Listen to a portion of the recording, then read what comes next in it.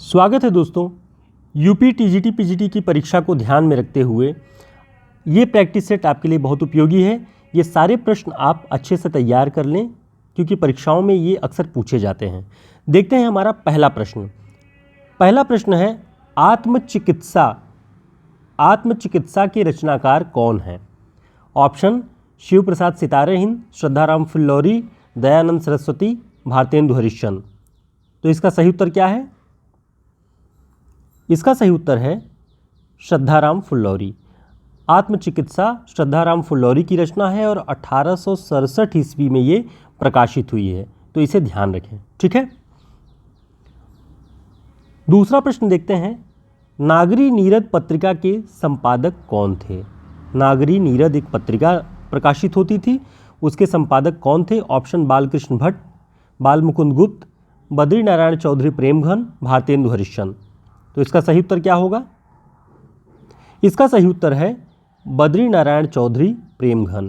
प्रेमघन जी की ये पत्रिका थी नागरी नीरद। अब इसके बारे में जो महत्वपूर्ण बात है उसे ध्यान रखेंगे। नागरी नीरद 1893 ईस्वी में प्रकाशित होना शुरू हुई। ये साप्ताहिक थी और मिर्ज़ापुर से ये प्रकाशित होती थी। अब आपको कमेंट करके ये बताना है कि प्रेमघन जी ने एक और पत्रिका का संपादन किया था, बहुत महत्वपूर्ण, बहुत चर्चित उस पत्रिका का नाम है। उसका नाम क्या है? कमेंट करके ज़रूर बताएं। उस पत्रिका का प्रकाशन वर्ष और उसका नाम आपको बताना है, जो प्रेमघन जी ने प्रकाशन उसका शुरू किया था।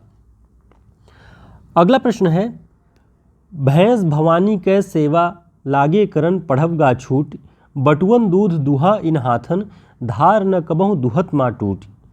यह काव्य पंक्तियाँ किस कवि की हैं?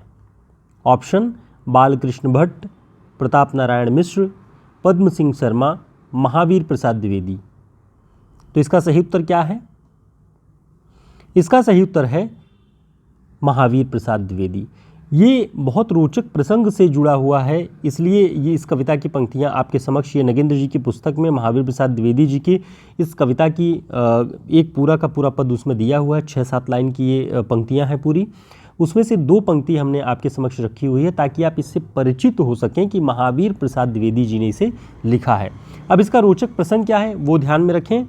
आप सभी जानते होंगे कि अनस्थिरता शब्द को लेकर के बालमुकुंद गुप्त और महावीर प्रसाद द्विवेदी जी के बीच में जो एक साहित्यिक विवाद हुआ, उसमें कल्लू अलहित नाम से महावीर प्रसाद द्विवेदी जी ने सरगो नरक ठिकाना नाही नामक कविता लिखी। उसी कविता का ये अंश है, भैंस भवानी कै सेवा लागे करन पढ़ब गा छूट। तो ध्यान रखेंगे, महावीर प्रसाद द्विवेदी जी की पंक्तियां हैं सरगो नरक ठिकाना नाही कविता से, और इस कविता को उन्होंने कल्लू अलहित नाम से लिखा हुआ है। तो रोचक बात है, इसलिए इसे ध्यान रखिएगा। अगला प्रश्न देखते हैं, प्रेम पथिक के रचनाकार कौन है? ऑप्शन मैथिली शरण गुप्त, जयशंकर प्रसाद, हरिवंश राय बच्चन, दिनकर। तो इसका सही उत्तर क्या है? इसका सही उत्तर है जयशंकर प्रसाद। प्रेम पथिक जयशंकर प्रसाद जी की रचना है। ये खंड काव्य माना जाता है और 1913 में इसका प्रकाशन हुआ है। तो ये बातें प्रेम पथिक के बारे में ध्यान रखिएगा। दोस्तों, हिंदी साहित्य का short notes KVS, DT+B, UP TGT PGT और यूजीसी नेट के लिए बहुत उपयोगी है। हिंदी साहित्य का इतिहास, काव्यशास्त्र, भाषा विज्ञान, लगभग सभी हिंदी साहित्य के महत्वपूर्ण पक्षों को इसमें आचार्य रामचंद्र शुक्ल और बच्चन जी की पुस्तक के आधार पर इसको बनाया गया है। आप हमारे व्हाट्सएप नंबर पर संपर्क करके इसे ऑर्डर कर सकते हैं। अगला प्रश्न है, दिवस का अवसान समीप था। दिवस का अवसान समीप था, गगन था कुछ लोहित हो चला, तरुशिखा पर थी अब राजती, कमलिनी कुल वल्लभ की प्रभा। किसकी काव्य पंक्तियाँ हैं? ऑप्शन हरिऔध, सुमित्रानंदन पंत, जयशंकर प्रसाद, महादेवी वर्मा। तो इसका सही उत्तर क्या है? इसका सही उत्तर है हरिऔध। ये हरिऔध जी के प्रिय प्रवास की आरंभिक पंक्तियां हैं। दिवस का अवसान समीप था, गगन था कुछ लोहित हो चला। आप इसको पढ़ते वक्त आपको संध्या का वक्त दिखाई पड़ेगा, जो महसूस होगा, जो चित्र बनेगा। तो कभी कभी भ्रम होता है कि ये पंत जी की कविता संध्या है क्या, या और अन्य जो संध्या सुंदरी एक कविता है, ऐसे भ्रम आप कहीं पढ़े होंगे तो ये पैदा होता है, इसलिए ध्यान रखेंगे कि ये प्रियप्रवास की पंक्तियां हैं, हरिऔध जी ने इसे लिखा हुआ है। तो दोस्तों इस तरह के बहुत सारे प्रश्नों का कलेक्शन आपको हमारे हिंदी साहित्य के शॉर्ट नोट्स में मिलेगा, जो कि बहुत उपयोगी सिद्ध होगा सभी परीक्षाओं की दृष्टि से। आगे देखते हैं, भारतेंदु, प्रज्ञेंदु और कविता कामिनी कांत उपाधियों से कौन रचनाकार विभूषित किया गया है? भारतेंदु, प्रज्ञेंदु और कविता कामिनी कांत। ऑप्शन पद्म सिंह शर्मा, नाथूराम शर्मा शंकर, महावीर प्रसाद द्विवेदी, श्रीधर पाठक। तो इसका सही उत्तर क्या है? इसका सही उत्तर है नाथूराम शर्मा शंकर। नाथूराम शर्मा शंकर को जो है भारतेंदु, प्रज्ञेंदु और कविता कामिनी कांत उपाधियों से विभूषित किया गया है। इसे ध्यान रखेंगे। इनके बारे में और महत्वपूर्ण बातें आपको बता दें, इनकी जो महत्वपूर्ण रचनाएं हैं ध्यान रखेंगे। नाथूराम शर्मा शंकर की रचनाएं अनुराग रत्न, शंकर सरोज, गर्भरंडा रहस्य, शंकर सर्वस्व। तो ये शंकर उपनाम से लिखते थे, इसलिए बहुत सारी रचनाओं में शंकर लगा हुआ है। इसके अलावा जिनमें शंकर नहीं लगा है उन्हें भी आप ध्यान रखेंगे, महत्वपूर्ण नाम है, ये परीक्षाओं में पूछे गए हैं। ये गर्भरंडा रहस्य ये कई बार पूछी गई है परीक्षाओं में। द्विवेदी युग के प्रमुख कवि हैं, ध्यान रखिएगा, नाथूराम शर्मा शंकर। और 1859 ईस्वी में अलीगढ़ जनपद में हरदुआगंज में इनका जन्म हुआ है। तो अलीगढ़ के ये रचनाकार हैं, हरदुआगंज में इनका जन्म हुआ 1859 में। तो ये बातें आप इनके बारे में ध्यान रखिएगा, महत्वपूर्ण रचनाकार हैं द्विवेदी युग के। अगला प्रश्न है, हर्मिट के द ट्रैवलर और द ट्रैवलर का श्रांत पथिक नाम से काव्यानुवाद करने वाले अनुवादक कौन हैं? हर्मिट की रचना द ट्रैवलर का श्रांत पथिक नाम से। ऑप्शन हरिऔध, पद्म सिंह शर्मा, श्रीधर पाठक, मुकुटधर पांडे। तो इसका सही उत्तर क्या है? इसका सही उत्तर है श्रीधर पाठक। द ट्रैवलर का श्रांत पथिक नाम से काव्यानुवाद किया हुआ है। तो ध्यान रखेंगे, आपको यहाँ ध्यान ये रखना है कि श्रांत पथिक ये काव्य का अनुवाद है। किसके काव्य का? हर्मिट के द ट्रैवलर का। किसने अनुवाद किया है? श्रीधर पाठक ने। तो इन एक प्रश्न से कई सारे प्रश्नों को आप जब एकदम सचेत होकर के तैयार करते हैं तो गलतियाँ बहुत कम होती हैं आपसे। अगला प्रश्न है, खड़ी बोली हिंदी में प्रथम महाकाव्य लिखने वाले रचनाकार कौन हैं? ऑप्शन अमीर खुसरो, श्रीधर पाठक, हरिऔध, महावीर प्रसाद द्विवेदी। तो इसका सही उत्तर क्या है?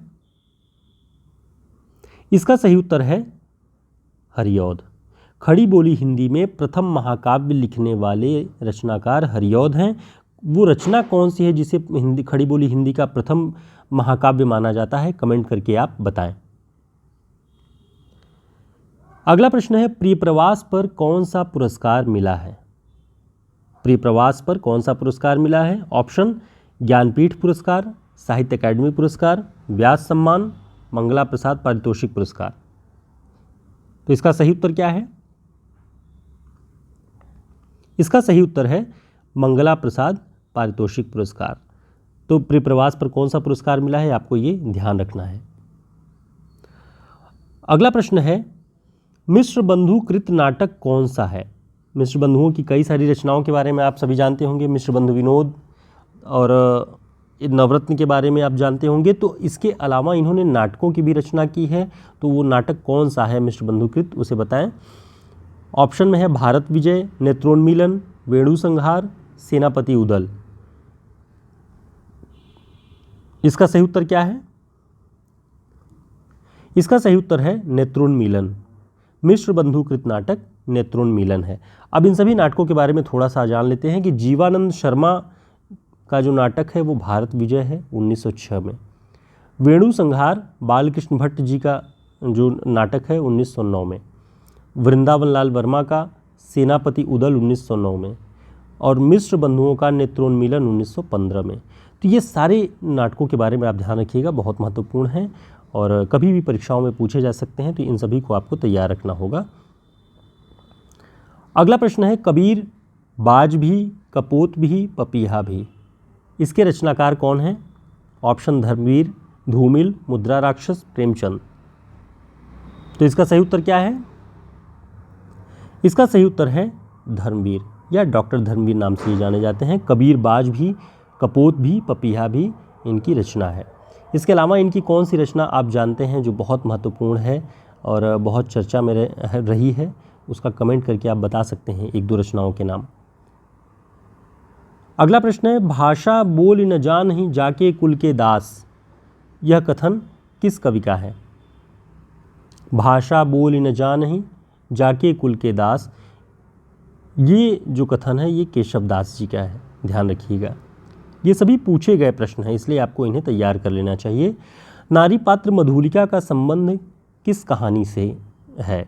ऑप्शन आकाशदीप, देवदासी, इंद्रजाल, पुरस्कार। तो इसका सही उत्तर क्या है? इसका सही उत्तर है पुरस्कार। मधुलिका पुरस्कार कहानी की पात्र है, जयशंकर प्रसाद की कहानी है, ध्यान रखेंगे। अगला प्रश्न है, राजेंद्र यादव और मन्नू भंडारी ने संयुक्त रूप से किस उपन्यास की रचना की है? ऑप्शन सारा आकाश, आपका बंटी, मुर्दासराय, एक इंच मुस्कान। तो इसका सही उत्तर क्या है? इसका सही उत्तर है एक इंच मुस्कान। एक इंच मुस्कान ये उपन्यास विधा की रचना है और राजेंद्र यादव और मन्नू भंडारी ने इसे संयुक्त रूप से लिखा हुआ है, इसलिए इसे ध्यान रखिएगा। ठीक है, विधा उपन्यास है, प्रकाशन वर्ष 1963। अगला प्रश्न है, रामचरितमानस में ज्ञान दीपक प्रसंग किस कांड में वर्णित है? ऑप्शन उत्तरकांड, बालकांड, अयोध्याकांड, अरण्यकांड। तो इसका सही उत्तर क्या है? इसका सही उत्तर है उत्तरकांड। रामचरितमानस में ज्ञान दीपक प्रसंग की बात जब आए तो ये उत्तरकांड से इसका संबंध है, इसे ध्यान रखेंगे। अगला महत्वपूर्ण प्रश्न है कि भारतीय भाषा परिषद कलकत्ता द्वारा प्रकाशित पत्रिका कौन सी है? ऑप्शन बहुवचन, वागर्थ, भाषा, आलोचना। तो इसका सही उत्तर क्या है? इसका सही उत्तर है वागर्थ। अब यहाँ आपको जो ध्यान रखने वाली बात है वो ये कि आपको ध्यान रखना है भारतीय भाषा परिषद ये कहाँ पर है। तो ध्यान रखेंगे ये कलकत्ता में है और इसी परिषद से, काउंसिल से वागर्थ नाम की एक पत्रिका निकलती है। वर्तमान में इसके संपादक शंभुनाथ जी हैं। ठीक है, तो ध्यान रखेंगे, बहुत महत्वपूर्ण समकालीन रचनाशीलता को ध्यान में रखते हुए बहुत महत्वपूर्ण पत्रिका है। आप इसके सदस्य बनकर इस पत्रिका का नियमित पठन पाठन भी कर सकते हैं, इससे आप समकालीन दौर की रचनाशीलता से परिचित हो सकेंगे। तो साहित्य के विद्यार्थी होने के नाते कुछ महत्वपूर्ण पत्रिकाएं आपको जरूर पढ़नी चाहिए, जैसे बनास जन पत्रिका है, वागर्थ है। आप आलोचना भी बहुत सस्ती है, इसकी भी सदस्यता ले सकते हैं, त्रैमासिक है, तो कुछ न कुछ इससे भी आपको बहुत कुछ सीखने को मिलेगा। सिरमौर पत्रिका है एक तरह से हिंदी साहित्य की और दिल्ली से प्रकाशित होती है, तो ध्यान रखिएगा। बहुवचन ये महात्मा गांधी अंतर्राष्ट्रीय हिंदी विश्वविद्यालय वर्धा से निकलने वाली ये पत्रिका है बहुवचन, इसके बारे में भी ध्यान रखिएगा। भाषा पत्रिका कहाँ से निकलती है ये आपको बताना है, ये आपकी जानकारी के लिए है, ये आप कमेंट करके बताएंगे भाषा पत्रिका कहाँ से निकलती है। अगला प्रश्न है, चिरगांव किस कवि का जन्म स्थान है? ऑप्शन राम वृषभेनीपुरी, प्रेमचंद, मैथिली शरण गुप्त, सुभद्रा कुमारी चौहान। तो इसका सही उत्तर क्या है?